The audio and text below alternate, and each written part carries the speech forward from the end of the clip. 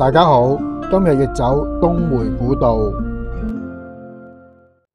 首先喺梅窩起步，途中會經銀礦灣瀑布、銀礦洞，再喺望道拗 Q 之標，最後向白芒方向出東涌完成行程。喺東涌站嘅 B 出口出，再轉乘3號 M 大嶼山巴士，又或者喺中環碼頭搭新渡輪嚟到梅窩碼頭。到咗碼頭之後，先沿住海濱長廊行去銀礦灣酒店，橫過咗銀河之後，喺酒店嘅旁邊左轉轉入梅窩涌口街，再前行，行到涌口街嘅盡頭，轉右會見到間基督教教堂，再向左行。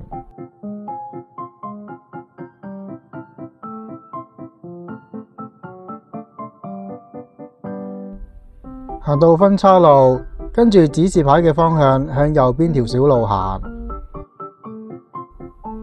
又見到分岔路，都係靠右行。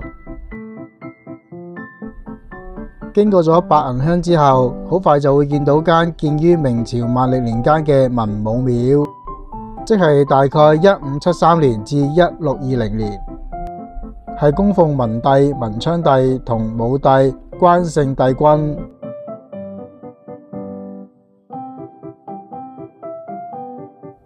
經過咗文武廟之後，再行多些少，見到塊香港奧運徑嘅牌，呢度就係奧運徑嘅終點位置。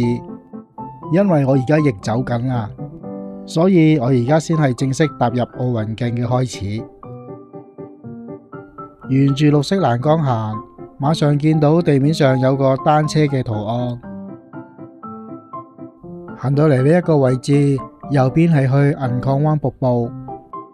入去望一望下先，呢度有個洗手間，需要用嘅就好用啦。如果唔係，下一個洗手間就要去到白芒先有。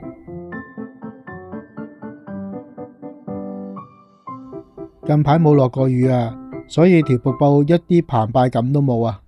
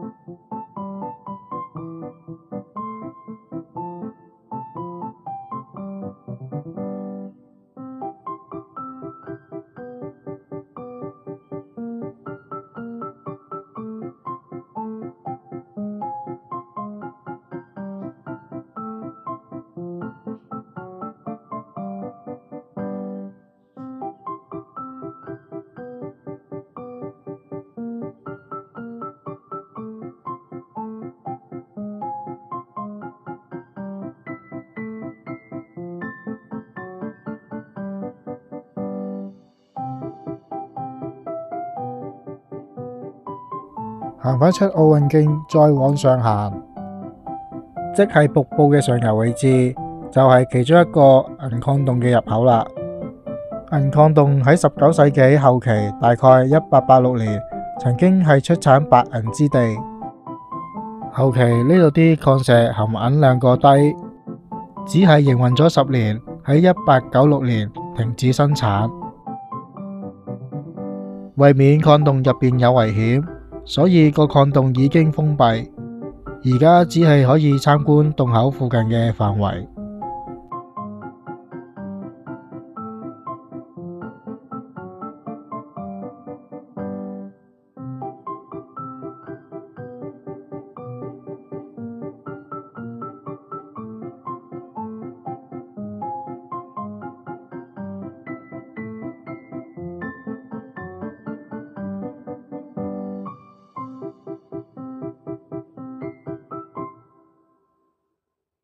離開礦洞，繼續往上行。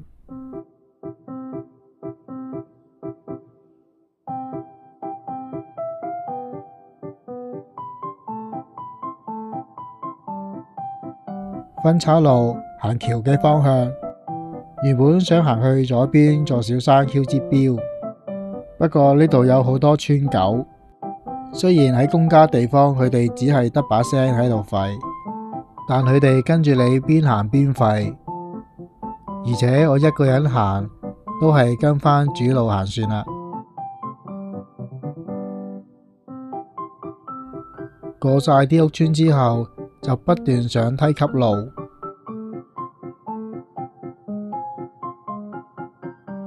上到某啲位間中都有啲景睇下。回望返梅窩銀礦灣附近嘅一帶，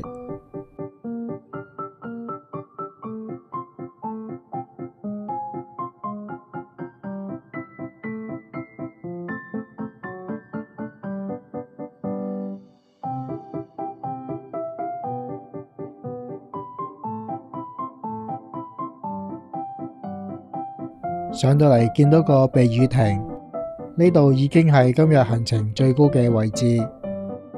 呢度海拔高277米，而望道坳之標就喺前方。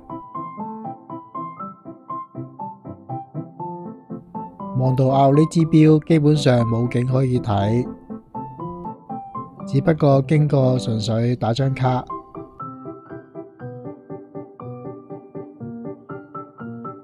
繼續向住白摩嘅方向行，成條香港奧運徑都係石屎路，風景又唔係好多，行慣山路嘅我覺得非常之悶，條路都冇咩特別嘢可以講。如果帶小朋友或者老人家嚟行，都適合嘅，沿途都非常之多樹蔭，唔怕曬。嚟到一個木製嘅涼亭，呢度上去係老虎頭郊遊徑，可以經老虎頭落去愉景灣或者去欣澳嘅方向，屬於中級嘅路線，落山仲要加啲難度。有興趣嘅可以睇我大嶼山之旅3棟4坳條片。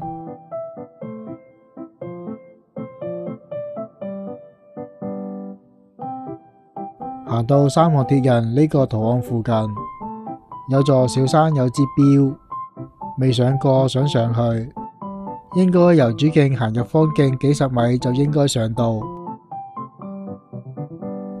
但入咗條方徑不足10米，已經密到見唔到路，爆都爆唔到上去，只好放棄。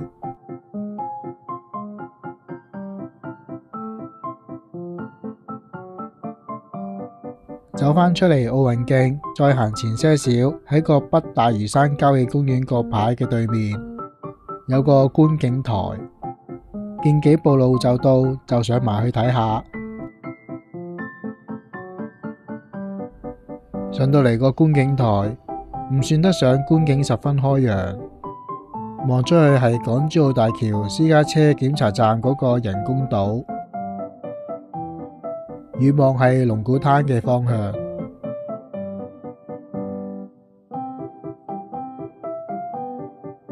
近呢一座係田寮頂，再繼續向住白芒嘅方向走。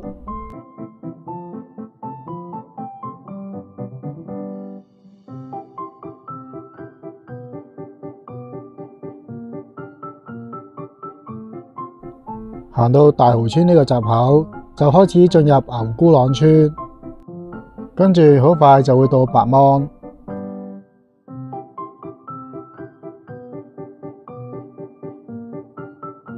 面前呢一座山係田寮頂，山頂附近突出嚟嗰個位置就係無語問蒼天石同玉筆石林。向牛姑塱村公廁嘅方向再跟車路前行，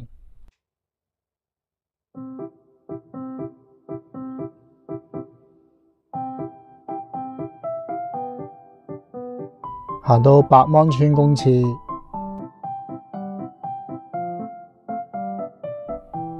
喺白芒村村屋嗰度有個建於1942年嘅間樓，間樓屬於2級歷史建築。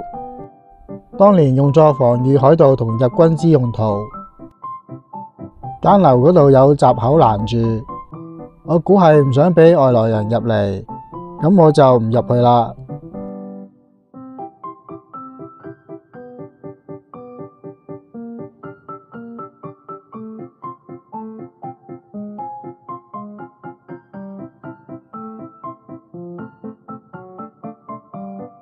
呢條係百年走廊，可以上到婆計山、蓮花山同二東山嘅方向。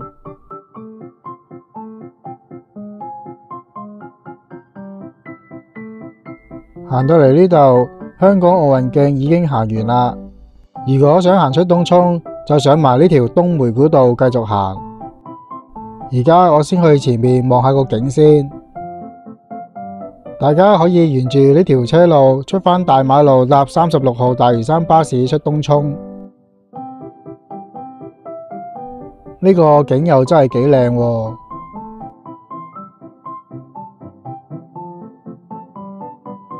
好，繼續行。我由銀礦灣酒店開始計，行到嚟呢度都係用咗1個鐘頭鬆啲嘅時間。嫌唔夠喉或者想行啲山路嘅，就玩埋呢一段東梅古道。不過呢段嘅東梅古道其實都冇咩景好望，加快啲個速度，分享路況俾大家睇下。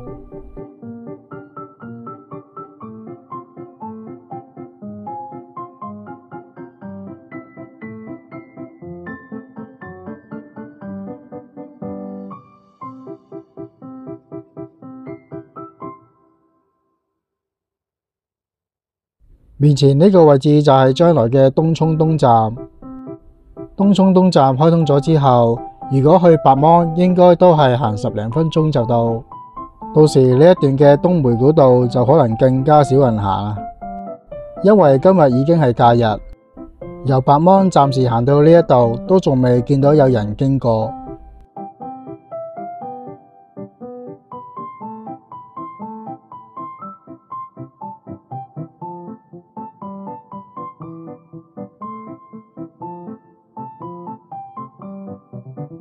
喺白芒至東涌呢段東梅古道都有條標高柱嘅，就係喺上石屎梯級嘅高位。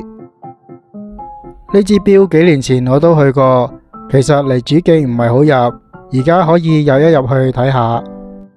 上到嚟去標高柱嘅入口，隱約都仲見到條山徑嘅。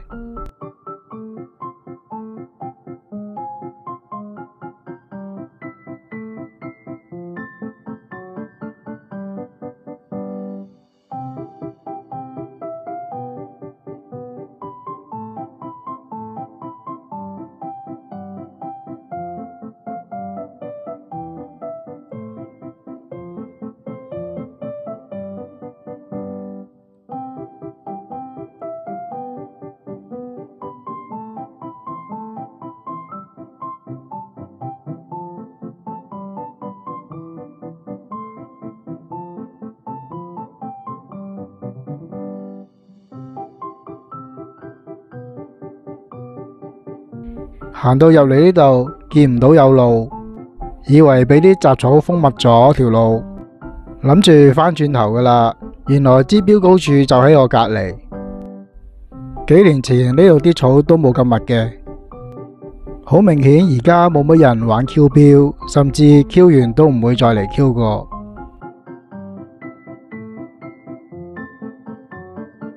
好啦，出返嚟主徑繼續行。陣間需要橫過一條乾嘅石澗，之後嘅路都唔會難行。最後會出到長東路，再穿過富東商場就會到東涌站。白芒去東涌呢段東梅古道用咗40分鐘時間就行完，即係話整條東梅古道全程只係用咗2.5小時完成。